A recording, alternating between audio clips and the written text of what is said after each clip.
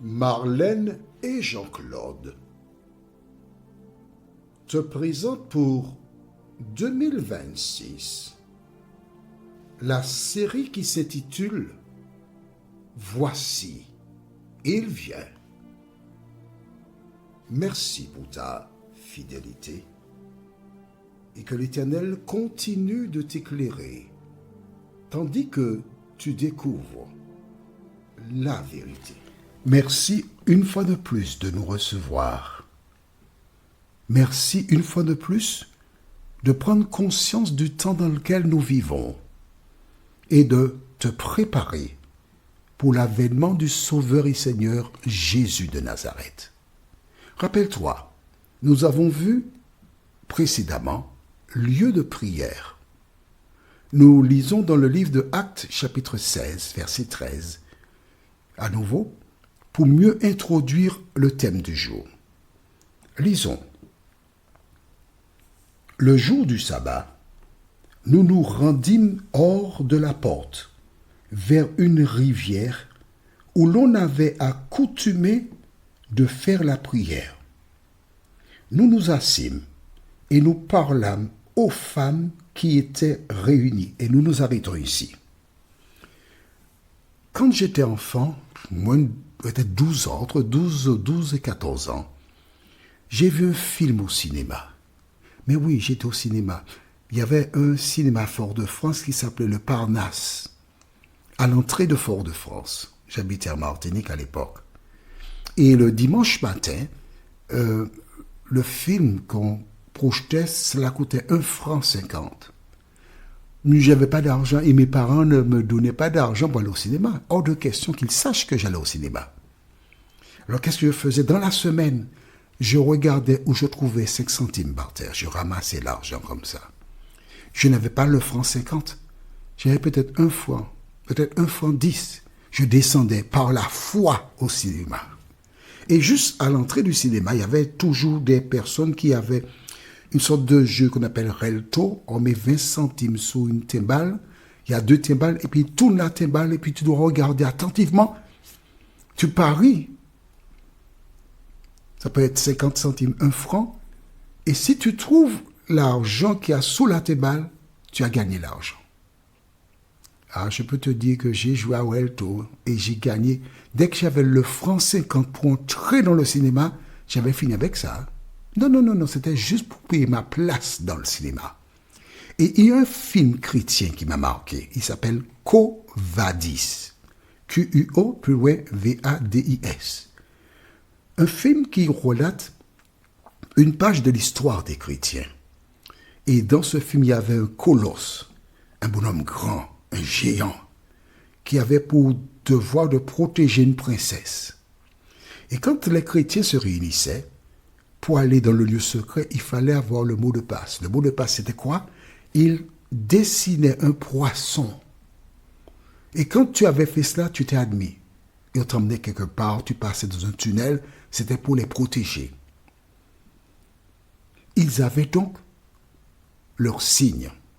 Pourquoi je t'en parle? Parce que quand tu regardes ici, on te dit que c'était à l'extérieur de la porte. Donc il n'y avait pas un lieu. Il n'y avait pas une église climatisée avec des bancs confortables. Mais les gens se réunissaient près de la rivière quelque part.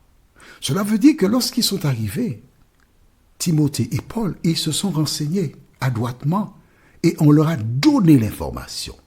Voilà pourquoi ils ont été donc près de la rivière dans un lieu où les gens adoraient le jour du sabbat. D'accord? Bien.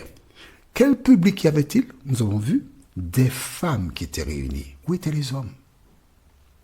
Il y a toujours eu plus de femmes au pied du Seigneur, plus de femmes intéressées aux choses spirituelles que les hommes.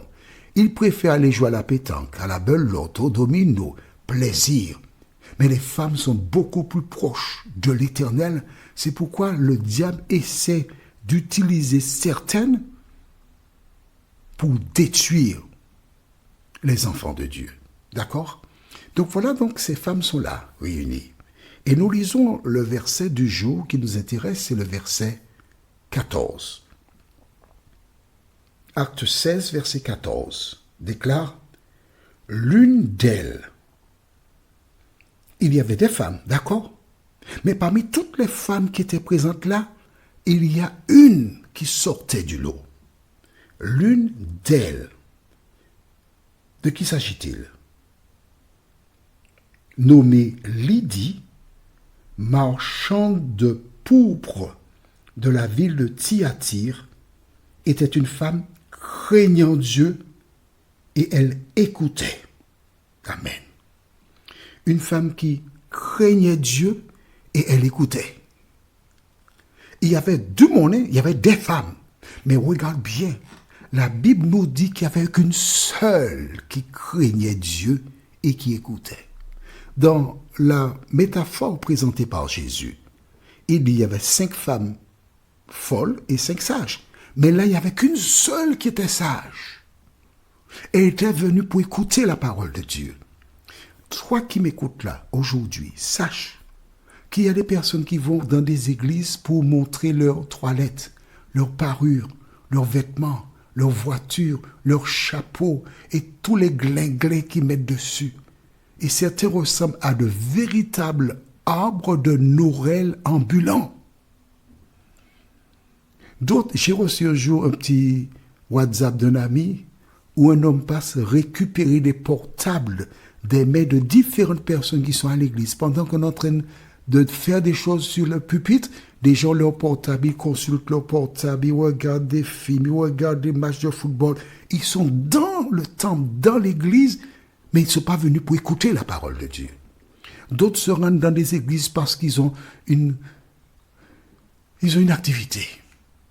Ce sont des chantres qui viennent juste pour chanter. Il faut les voir monter, puis chanter, bouger à gauche, à droite, disant « Ah, je danse devant l'Éternel ». Ils viennent pour un spectacle. D'autres viennent parce qu'ils veulent montrer qu'ils ont des capacités. Pour toute espèce de raison, des gens se rendent dans des églises. Mais ce n'est pas nouveau. Regarde, du temps de Paul, il n'y avait qu'une seule qui écoutait. Et la Bible déclare qu'elle avait la crainte de Dieu. Qu'est-ce que la crainte? Beaucoup de personnes pensent à tort que craindre Dieu, c'est avoir peur de Dieu. Non. Craindre Dieu, ce n'est pas avoir peur de Dieu. En fait, on pourrait changer le mot craindre par respecter Dieu. Écouter Dieu. Parce que lorsque tu crains, d'accord? Je me rappelle quand j'étais enfant, il y avait pas de verre, ce n'était pas aussi commun. Que faisait-on? On récupérait des boîtes de, par exemple, du lait concentré. Les boîtes, elles sont pas très, très, très hautes. Les parents récupéraient des boîtes vides et allaient de marteau pour appuyer pour que ça ne blesse pas. Et chacun avait un petit pot comme ça, c'était son verre. Mais le père avait l'équivalent de verre qui était plus haut. Personne ne prenait la théballe du père parce qu'on respectait le père. Il avait son assiette, on respectait l'assiette de papa. Il avait sa place, on ne prenait pas la place de papa. On ne touchait pas aux affaires de papa parce qu'on avait peur de prendre la volée. Mais pour Dieu, il n'y a pas de volée, il n'y a que l'amour. Et cette femme qui avait la crainte de Dieu, qu'est-ce qui s'est passé? Nous continuons. Le Seigneur lui ouvrit le cœur pour qu'elle fût attentive à ce que disait Paul. Amen.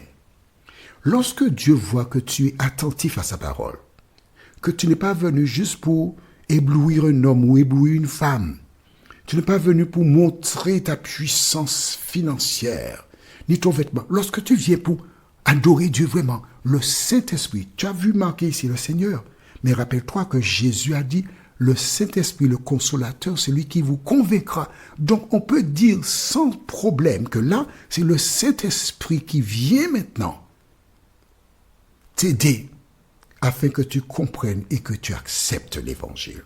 Vois-tu, il y a une différence, une grande différence entre celles et ceux qui sont assis dans une église et celui ou celle qui cherche Dieu de tout son cœur. Une seule femme, Lydie, à bénéficier de la grâce du Saint-Esprit. Toi qui m'écoutes, toi qui te rends dans une communauté quelconque, est-ce que le Saint-Esprit agit ainsi avec toi? Notre thème pour la prochaine fois se trouve dans le livre de Actes chapitre 16, verset 15. Le thème c'est « Avec sa famille ». Acte 16, verset 15. Prions. Notre Seigneur et notre Dieu, merci pour la parole. Merci parce qu'aujourd'hui, nous voyons dans les Écritures qu'il y avait beaucoup de femmes. Il y avait des femmes.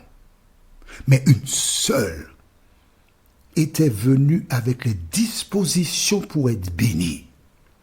Seigneur, donne aider toutes celles et ceux qui ont la Bible, qui écoutent les audios régulièrement, à s'arrêter au terme de ce moment, à faire le point sur sa vie spirituelle pour savoir dans quelles conditions elle vient pour elle, femme ou homme, la personne, quelles conditions elle vient pour écouter et lire la parole. Tu bénis celles et ceux, Seigneur, qui te cherchent vraiment de tout leur cœur. Aide-nous à faire partie de cette catégorie, nous t'en prions. Au nom de Jésus et pour ta gloire éternelle. Amen. Que l'Éternel continue de te bénir et il me tarde de te retrouver.